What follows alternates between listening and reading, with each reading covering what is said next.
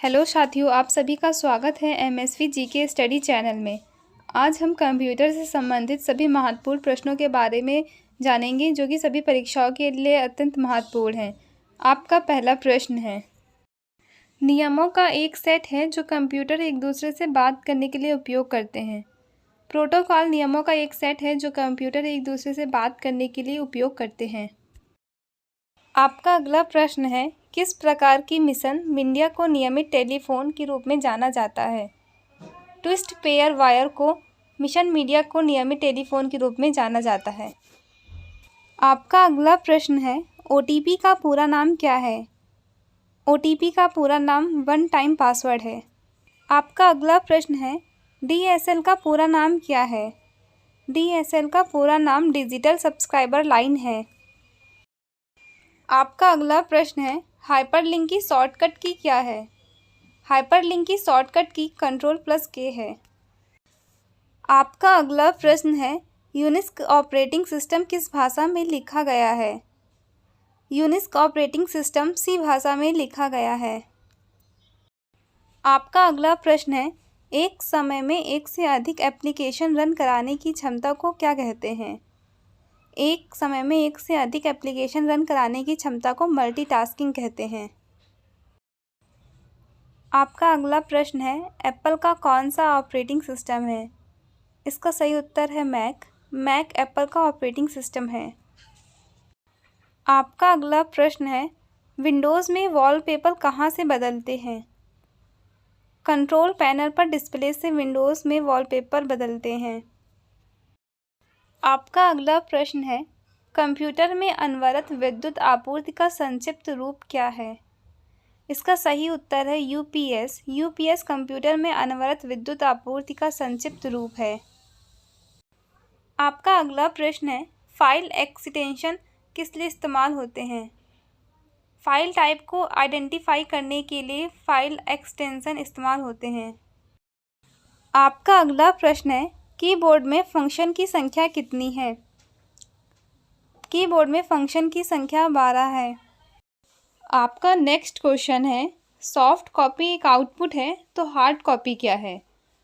इसका सही उत्तर है प्रिंटेड आउटपुट। सॉफ्ट कॉपी एक आउटपुट है तो हार्ड कॉपी एक प्रिंटेड आउटपुट है। ईडीपी क्या है? ईडीपी इलेक्ट्रॉनिक डेटा प्रोसेसिंग है। आपका अगला प्रश्न है, वे वर्ड्स जिन्हें प्रोग्रामिंग लैंग्वेज में अपने स्वयं के उपयोग हेतु अलग रखा है। रिजर्व वर्ड्स को प्रोग्रामिंग लैंग्वेज में अपने स्वयं के उपयोग हेतु रखा है। आपका अगला प्रश्न है, परस्पर संबंधित रिकॉर्ड के समूह को कहते हैं। डाटाबेस परस्पर संबंधित रिकॉर्ड के समूह को कहते हैं। आपका अगला प्रश्न है, एमएस एक्सेल में नए वर्कशीट को इंसर्ट करने के लिए निम्नलिखित में से किस कीबोर्ड शॉर्टकट का उपयोग किया जाता है? एमएस एक्सेल में नए वर्कशीट को इंसर्ट करने के लिए Alt+F1 का उपयोग किया जाता है। स्प्रेडशीट में एक्से और कॉलम का इंटरसेक्शन क्या है? सेल। इसका सही उत्तर है शेल। आपका अगला प्रश्न है, आउटपुट डिवाइस क्या होते हैं? ये वो डिवाइस होते हैं जो उपयोगकर्ता द्वारा दिए गए निर्देशों को सेंट्रल प्रोसेसिंग यूनिट यानी सीपीयू द्वारा दिए गए परिणाम के रूप में प्रदान करते हैं, जैसे F monitor, printer, projector, sound speaker आदि। आपका अगला प्रश्न है, आधुनिक कंप्यूटर की खोज सर्वप्रथम कब हुई? सन 1946 में आधुनिक कंप्यूटर की खोज हुई थी। आपका अगला प्रश्न है, एमएस वर्ड में कितने प्रकार के व्यू होते हैं? एमएस वर्ड में 5 प्रकार के व्यू होते हैं। आपका अगला प्रश्न है, रीड मोड व्यू के लिए शॉर्टकट की क्या है? Alt+W, रीड मोड व्यू के लिए शॉर्टकट की है। 1 बाइट में कितने बिट होते हैं? इसका उत्तर है 1 बाइट में 8 बिट होते हैं। आपका अगला प्रश्न है, प्रिंट लेआउट व्यू के लिए शॉर्टकट की कमांड क्या है? प्रिंट लेआउट व्यू के लिए शॉर्टकट की कमांड Alt+Ctrl+P है। आपका अगला प्रश्न है, गूगल वाईफाई टोपोलॉजी का एक उदाहरण है। मेश गूगल वाईफाई टोपोलॉजी का एक उदाहरण है। आपका अगला प्रश्न है, अस्पताल और बड़े विद्यालय किस टोपोलॉजी के उदाहरण हैं? अस्पताल और बड़े विद्यालय ट्री टोपोलॉजी के उदाहरण हैं।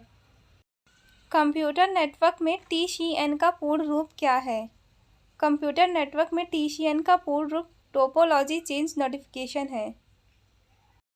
आपका अगला प्रश्न है, कंप्यूटर नेटवर्क में FNSS का पूर्ण रूप क्या है? कंप्यूटर नेटवर्क में FNSS का पूर्ण रूप फास्ट नेटवर्क सिमुलेशन सेटअप है। आपका अगला प्रश्न है, किस टोपोलॉजी में नेटवर्क में दो कंप्यूटरों डायरेक्ट लिंक होता है? Point two point. इसका सही उत्तर है पॉइंट टू पॉइंट टोपोलॉजी में नेटवर्क में दो कंप्यूटरों का डायरेक्ट लिंक होता है। अगली हिडन स्लाइड में जाने के लिए किस कमांड का प्रयोग करते हैं? अगली हिडन स्लाइड में जाने के लिए H कमांड का प्रयोग किया जाता है। आपका अगला प्रश्न है, माइक्रोसॉफ्ट पावर पॉइंट क्या है? Microsoft power point presentation programme है। आपका नेक्स्ट प्रश्न है, स्लाइड शो शुरू करने के लिए निम्नलिखित में से किस शॉर्टकट कुंजी का उपयोग किया जाता है? स्लाइड शो शुरू करने के लिए F5 शॉर्टकट कुंजी का उपयोग किया जाता है। आपका अगला प्रश्न है, पावर पॉइंट में जूम का अधिकतम प्रतिशतता कितनी है? 400% पावर पॉइंट में जूम की अधिकतम प्रतिशतता है।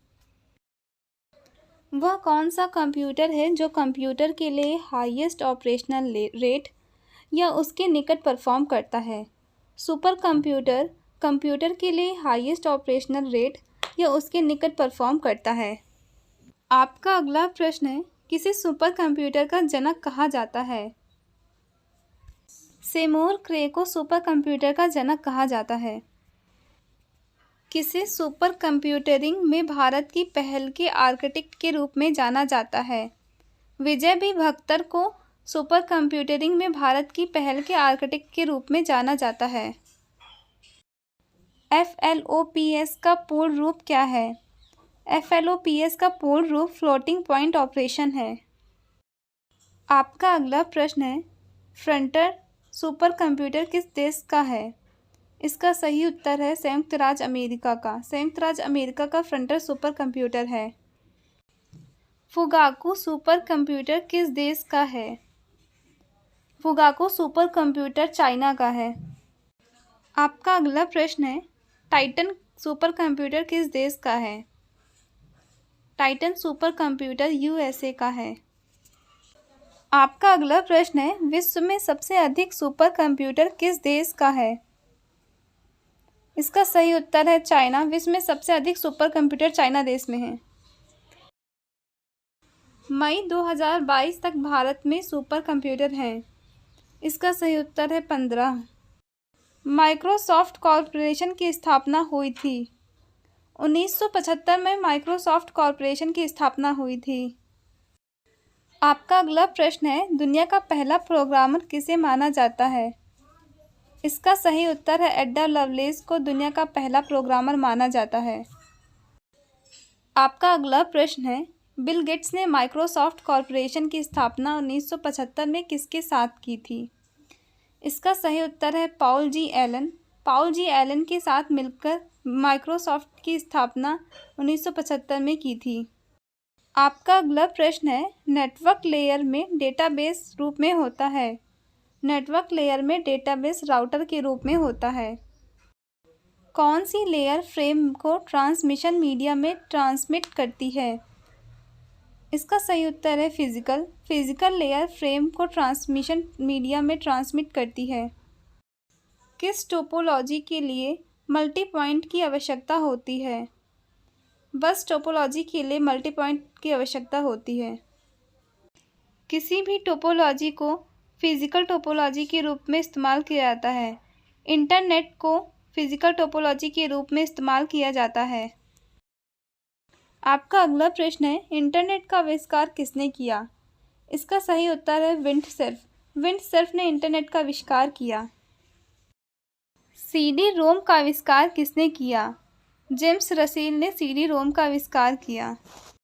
आपका अगला प्रश्न है, माइक्रोफोन का आविष्कार किसने किया?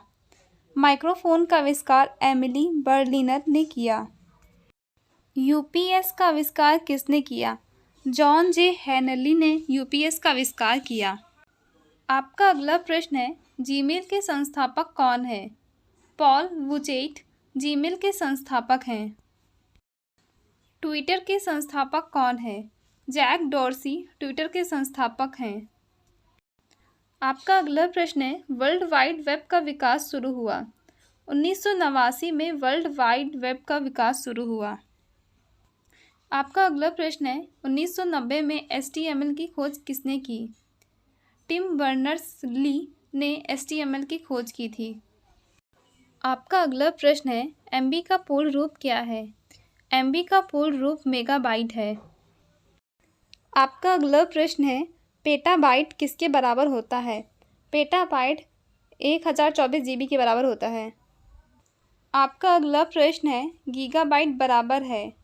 1000 मेगाबाइट के बराबर गीगाबाइट है। आपका अगला प्रश्न है, बाइनरी सिस्टम में किलोबाइट के बराबर कितने बाइट होते हैं? इसका सही उत्तर है 1024। बाइनरी सिस्टम में 1024 के बराबर बाइट होते हैं। आई होप ये वीडियो आपके आने वाले एग्ज़ाम में आपकी सहायता करे। अगर ये वीडियो पसंद आई हो तो चैनल को लाइक करें, सब्सक्राइब करें, बेल आइकन का बटन दबाना ना भूलें और दोस्तों के साथ शेयर ज़रूर करें।